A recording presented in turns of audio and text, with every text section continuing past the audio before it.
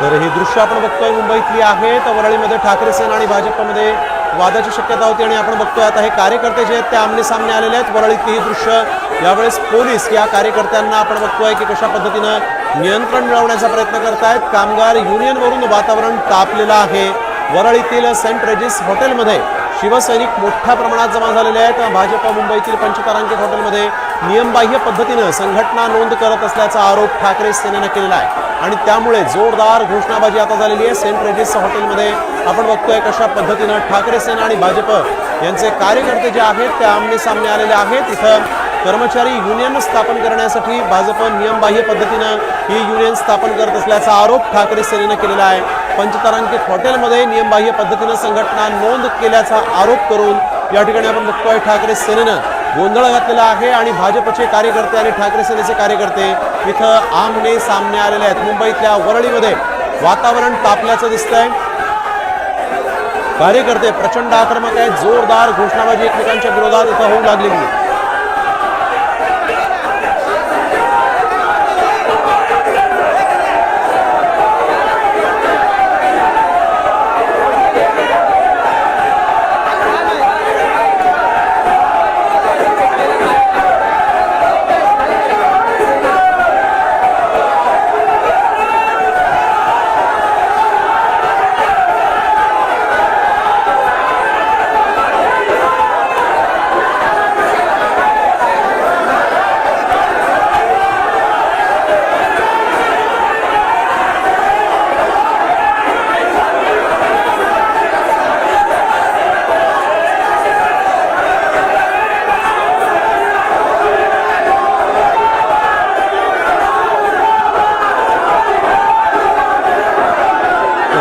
वरळीमध्ये मुंबईतल्या वरळीत सेंट रेजिसमध्ये यावेळेस कार्यकर्ते आमने सामने आलेले आहेत। भाजप आणि ठाकरे गटात राडा झालेला आहे। कामगार युनियन स्थापन करण्यावरून दोन्ही पक्षांमध्ये राडा झाल्याचं आपण पाहायला मिळतंय। बांद्र्यानंतर वरळीमध्ये आपण बघतोय कशा पद्धतीने हा राडा झालेला आहे।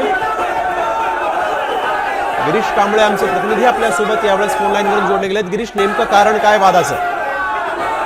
ताजलँड हॉटेलनंतर आता वरळीमधील देखील हॉटेलमध्ये जे सेंट रेजिस हॉटेल आहे त्या ठिकाणी भाजपच्या माध्यमातून अनियमितपणे युनियन स्थापन करण्याचा प्रयत्न केला आहे अशा पद्धतीचा आरोप हा ठाकरे गटाच्या कामगार सेनेचा आहे आणि त्यामुळे आज हे पुन्हा एकदा हे सर्व आमने सामने आलेले आहेत। अनियमितपणे किंवा अनधिकृतपणे युनियन स्थापन केले तर शिवसेना स्टाईलने उत्तर भाजपला देणार असा इशारा देखील ठाकरे गटाकडून देण्यात आलेला आहे। मात्र आता आपण बघितलं तर काही दिवसांपूर्वी ताजलँडला जो वाद झालेला होता तसंच पद्धतीचा आता देखील इथे युनियनची मान्यता मान्यता जास्तीत जास्त जे सदस्य असतील त्यांना दिली जाते। मात्र या ठिकाणी जे कामगार आहेत त्यांना इन्फ्लुएन्स केलं जातं आणि स्वतःचं या संघटनेत घेतलं जातं अशा पद्धतीचे आरोप ठाकरे गटाचे आहेत आणि त्यानुसार या ठिकाणी अनियमितपणे ते संघटनेला मान्यता दिली आहे आणि त्यामुळे आताही आमने सामने आलेले आहेत।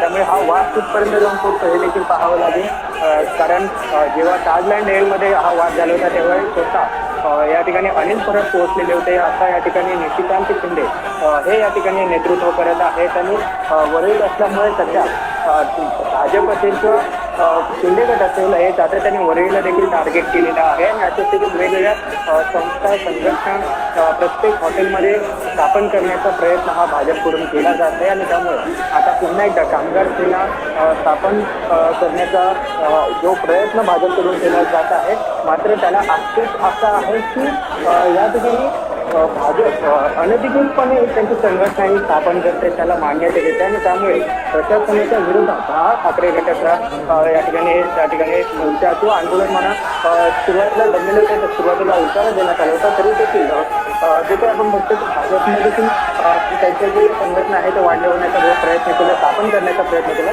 त्या विरोधात हा आक्रोश आहे आणि त्याचं आता हे परिणाम आपण बघतोय की संपूर्ण गोंधळ